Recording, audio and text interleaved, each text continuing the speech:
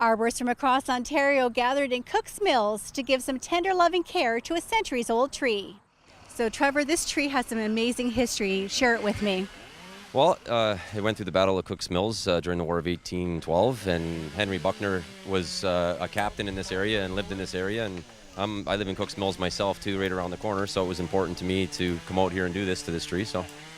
And you actually think that this tree has a little bit more of its years than we actually think? I believe so. I mean, the technology that they had at the time to gauge the age of the tree is what they had at the time, but with modern day technology and the size of the DBH on the tree, I believe it to be a lot older than it is. So why are you actually having to trim the tree today? Well, it's just to help it out along the way. You know, it's a day of service that we wanted to do, and basically get the dead wood out of it and stuff. I don't think it's ever been serviced. So, you know, trees need to be pruned and taken care of. That's how we keep healthy trees. You know, it's basically like going through your whole life without a haircut. You know what I mean? You don't let trees do that. They need to be pruned and trimmed and cared for. And if you do it from day one, you'll have beautiful specimens. The estimation has been that this tree is only about a couple hundred years old, but you actually have scientific tools that you've been using to determine the exact age of the tree, which you think is a little bit more than what we first thought.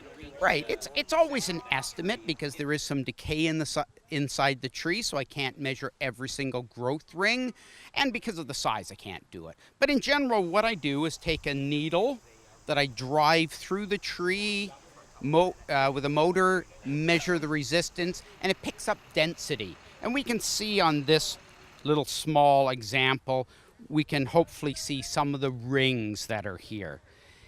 This machine, using this little thin needle, will give me a printout, and we can see these little peaks of density.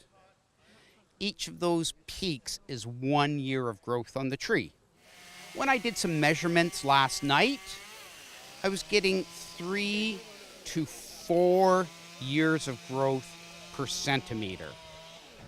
So if we guess that at that point where I measured about 80 centimeters diameter times 3, that's 240, but it was more than that, maybe 320, but I also did it at sort of chest height.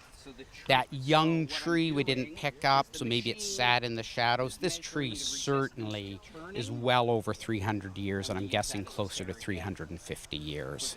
You can't do these sort of measurements and get this information by eye. You really do need some of the scientific equipment. So when it's an important tree like this is what we do. Now, you actually extended the invitation to the mayor of Niagara Falls, Jim Diodati. What are you hoping Jim's going to do today?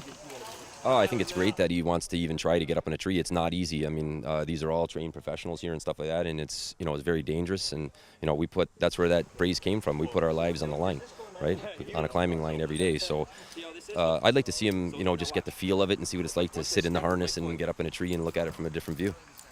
So, Jim, you just climbed this incredible tree. Tell me what that experience felt like. Oh, it was, once you got up there, and you get climatized, it's exhilarating. The view and being up amongst the old branches and the history that tree has, just spectacular. But getting up there, I got to tell you, these guys make it look easy. It's very difficult, and you don't appreciate how high you are. From down here, and I look up, I think, well, that's not that high. When you get up there, you realize it's really, really high. I mean, you guys look like little ants down below on the ground. So, amazing experience. These guys are terrific. They're all here on their own time. They're all volunteering to be here for the love of the industry and the love of the tree. And these guys have said the thrill of working on a tree like this, for all these guys, they said it's the biggest, oldest tree they've ever worked on. So for these guys, it's like they've got the Stanley Cup in their backyard. They're so giddy, they're so excited about it. And to share in their excitement made me feel pretty special. Thanks to the 11 Humber graduates and Michael Richardson, they have determined that this tree is actually over 340 years old. In Cook's Mills, reporting for The Source, I'm Lori Taraba.